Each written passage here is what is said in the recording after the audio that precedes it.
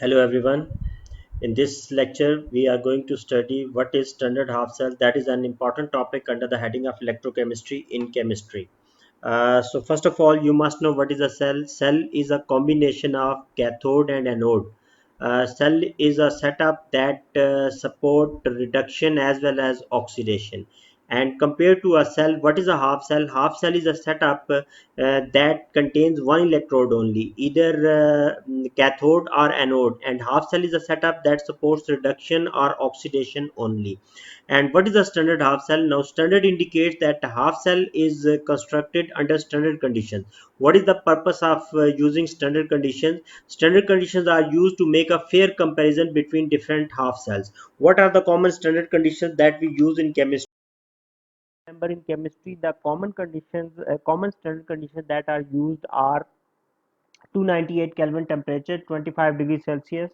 Uh, if ever we use some gas in making some half cell, we use 1 atm pressure, and any solution that we make for electrochemistry, it must have a concentration of 1 mole per dm cube. Sometimes we also use an element, a metal, as a standard electrode. It is platinum. Why we use platinum? The reason is platinum is a good conductor, it is a metal, and it is inert itself. It does not generate its own potential. And when we use platinum, there are two reasons when we use platinum. Number one, whenever we want to construct half cell of a non-metal, non-metals are non-conductor, so for conduction we need some metal, so we take the help of platinum. And second thing, platinum is used whenever a solution contains same element in two different oxidation state. Whenever a solution contains two different ions of the same element, for example, if a solution contains Fe2 plus and Fe3 plus, then we will use platinum as an electrode. Now what is the reason behind this? This I will explain to the end of this lecture. Okay. First of all, we are going to sketch a very simple half cell for zinc, and after that, I will give you some examples for constructing other half cells that can be asked at different levels in chemistry. Now, first of all, for zinc, how to construct half cell for zinc? For any element, you should start by taking a beaker. Fill the beaker with the solution, ionic solution of that element. Ionic solution must have a concentration of 1 mole per dm cube. Now, how you can prepare ionic solution? By dissolving compound of the metal into water. If you don't know that which compound of a given metal is soluble and which one is insoluble, you can remember that nitrates of all the metals are soluble, so you can use zinc nitrate, but its concentration must be 1 mole per dm cube. Now, to make its half cell, we dip in the electrode of same element into its ionic solution. uh, Electrode of same element into its solution. So we will dip zinc metal into its ionic solution. Now what happens whenever an element it comes in contact with its ions? Two processes start taking place. Zinc metal, it starts undergoing oxidation by the loss of electron, and at the same time zinc ion from the solution, they start gaining electron and they start going into reduction. But when an equilibrium is attained, at equilibrium only one process is dominating other. Which process dominates the other process at equilibrium? It depends on the reactivity of the element used. For example, right now you can see zinc is a reactive metal, so that is why zinc has more ability to undergo oxidation compared to reduction. So at this equilibrium, which process will dominate for zinc? Zinc will be dominating its oxidation compared to reduction. So whenever oxidation takes place, a half cell, it acts as an anode, because oxidation always takes place at anode. And whenever we have an anode in a voltaic cell, anode, it carries negative charge. Now what is a voltaic cell and what is electrolytic cell? I have a separate video on this topic, you can watch that. Okay, what you must remember, whenever we want to make any voltaic cell, the anode would have negative charge and cathode would have positive charge. Always remember, oxidation takes place at anode, it means anox. and reduction takes place at cathode always. You can remember it by using the term red cat. Red cat means reduction at cathode. Now in this case, some of you might be confused that how this plate has got negative charge. I can give you an explanation on the right hand side of this slide. You can see that how whenever oxidation takes place, a plate gets negative charge, and if reduction takes place, a plate could get positive charge. Look at this example. If we are having zinc solution, suppose we are having zinc sulfate. If zinc sulfate solution is there, the number of zinc ion and sulfate ion will be equal. So electrically we can say that the zinc sulfate solution is neutral. Likewise, zinc plate that we dipped into the zinc sulfate solution, zinc plate is also electrically neutral because it would have same positive and negative charges. What happens when zinc plate is dipped into its solution? What happens? Just imagine zinc metal undergoes oxidation. What happens during oxidation? Zinc atom, it loses 2 electron and zinc atom becomes zinc ion. What happens to the electrons? Electrons are just charges. So these charges, they need some carrier to retain themselves. So what happens? Atom, it becomes ion and 2 electrons are lost. Electrons, they stay back on the plate, while ions, they go into the solution. Ions go into the solution, electrons, they stay on the plate. So plate become negative, solution become positive, because number of positive ion into the solution, it is increasing. This keeps on taking place, as a result of which the negative charge, it keeps on building up on the plate, and the positive ions, they become more and more into the solution. So this is how during oxidation the plate becomes negative and the solution gets positive charge. Likewise, if you ever see some metal like copper, it prefers to undergo reduction instead of oxidation. So what will happen if we dip in copper plate into its solution copper sulfate? What happens?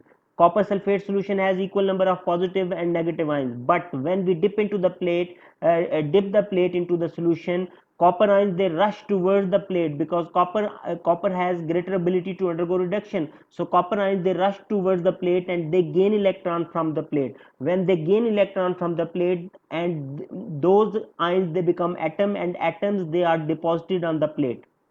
As a result of it, the plates start getting positive charge, while the number of positive ion into the solution, it decreases, as a result of which the solution starts getting negative charge. So this is how during oxidation and reduction a plate could get negative charge or a positive charge. So this example, I think it is enough to explain why a plate become negative during oxidation and a plate could become positive during reduction. Now let's take some more example how to construct standard half cell for different element, especially for gases, especially for those non-metals which are solid. Now if we take the example of standard half cell for gases, what you must remember, the most important gas for which we use a standard half cell, it is standard hydrogen half cell. Why this is most common standard half cell that we use in electrochemistry? Because it is used for reference purposes. Why it is used as a reference electrode? You know that we use voltmeter to find the electrode potential of an element. Voltmeter has two terminals. To complete the circuit, the second terminal, it is always connected with standard hydrogen half cell, which is used as a reference electrode. Why? Because we have assumed that the E naught value, electrode potential of standard hydrogen half cell, it is 0. So now you know voltmeter, it gives us reading in terms of voltage by showing deflection of its needle. So when you have voltmeter, one end you have connected to one element and the other terminal of the voltmeter is connected to hydrogen half cell. The voltage of the hydrogen half cell is assumed to be 0. So the deflection shown by the voltmeter will be the electrode potential of the other element that was connected other than hydrogen half cell.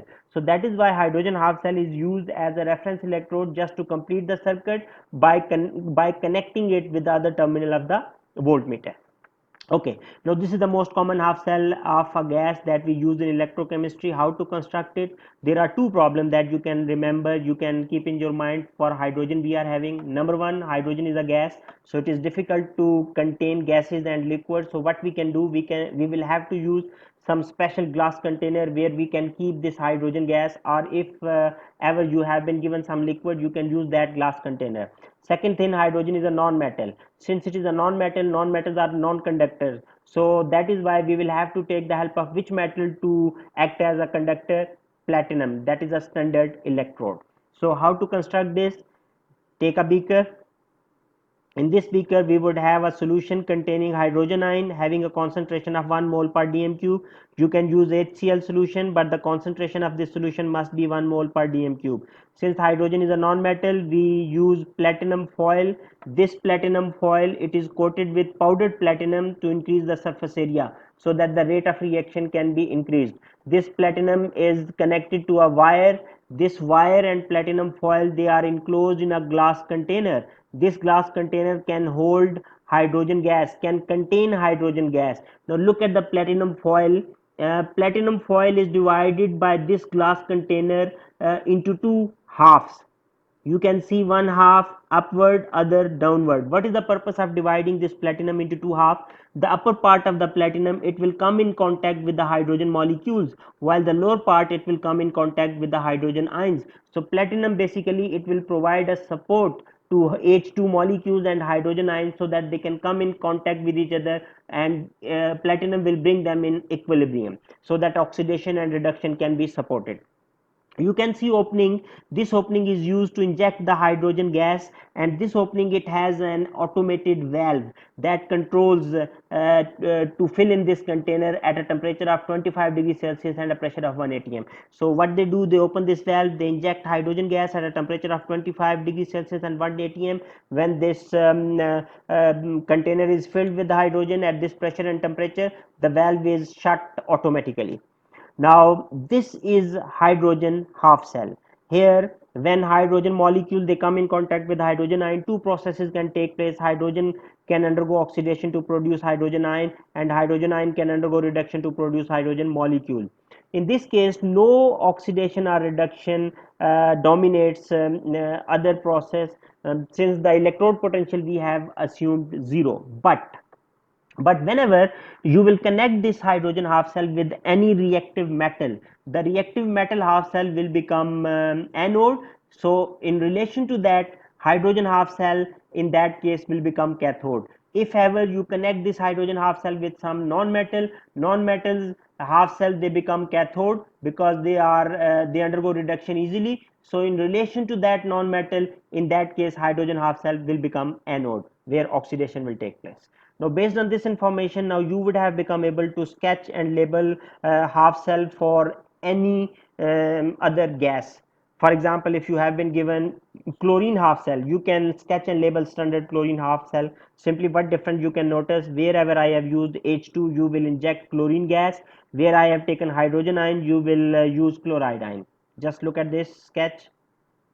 Solution containing chloride, and you can take HCl 1 mole per dm cube, or you can use NaCl having 1 mole per dm cube. Platinum will be used because chlorine is a non-metal and chlorine is a non-conductor.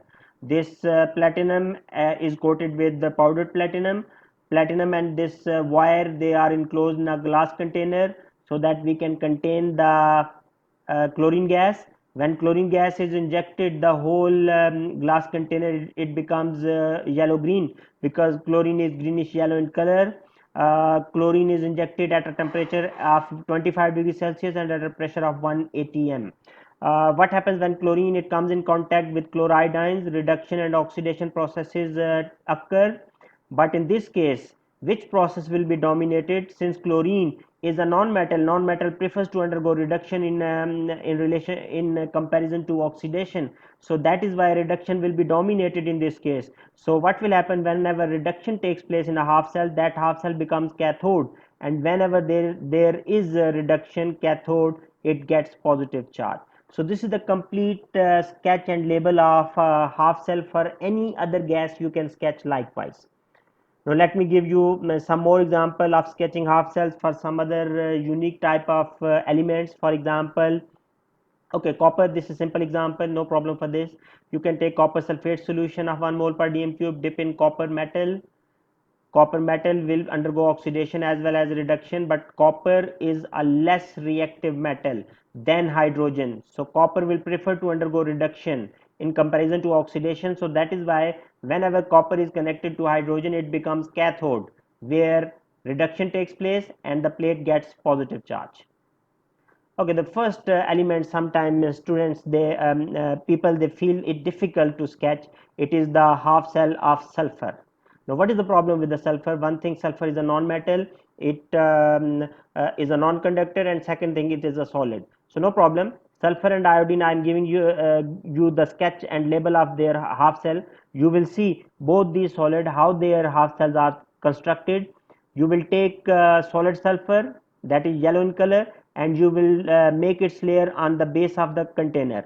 This is solid sulfur, and then you will immerse this solid sulfur into solution of sodium sulfide that must have a concentration of 1 mole per dm cube. Now you will bring in platinum foil, and you will bring it in such a way that it must bring sulfur solid and sulfide in equilibrium to each other. This platinum, when it will bring sulfur atom and sulfide ion in equilibrium, oxidation and reduction processes, they will take place. And again, in this case, since sulfur is a non-metal, reduction will be dominated. So that is why in relation to hydrogen, this half cell would also become cathode, having reduction and positive charge. Now likewise, exactly likewise, you can construct, you can sketch and label half cell for iodine. But iodine is a shiny black solid. You can place it at the base of the container. You can immerse this iodine into a solution of iodide, potassium iodide, having a concentration of 1 mole per dm cube.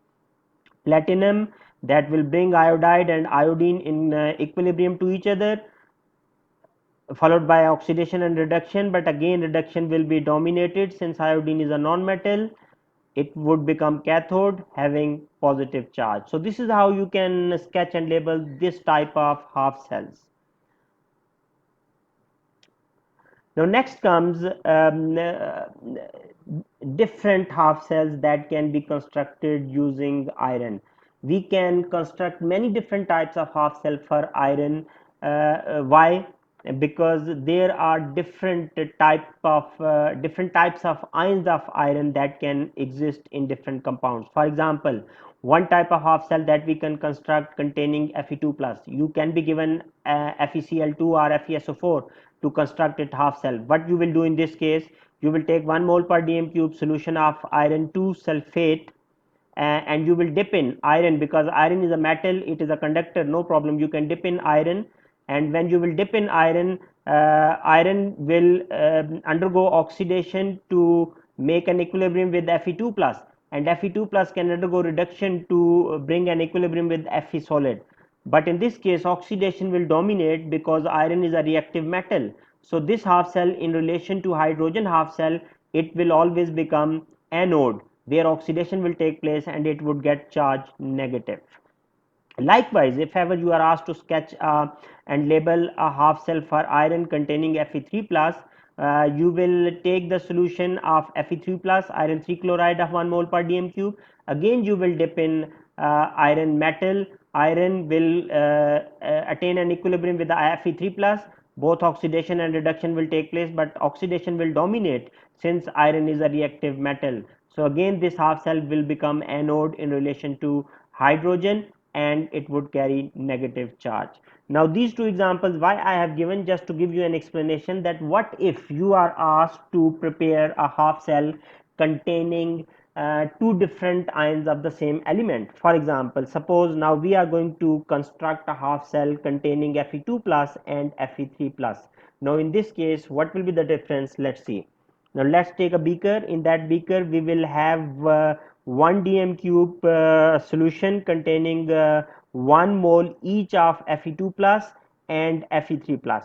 Now 1 mole each of Fe2 plus and Fe3 plus must be present, and we want to establish an equilibrium between Fe2 plus and Fe3 plus. So what we will do in this case, we cannot dip in iron. If we will dip in iron, what iron will do, iron will become an active electrode, and iron will start establishing an equilibrium either with Fe2 plus the left and right equation that we studied, or it will attain an equilibrium with Fe3 plus, the right hand equation that we studied. So what we will do in this case, we want to attain an equilibrium with Fe3 plus and Fe2 plus. So what we will do, we will use some inert electrode that can provide equal support to both these ions to carry out reduction and oxidation. For this purpose, for this reason, we use an inert electrode, that is platinum.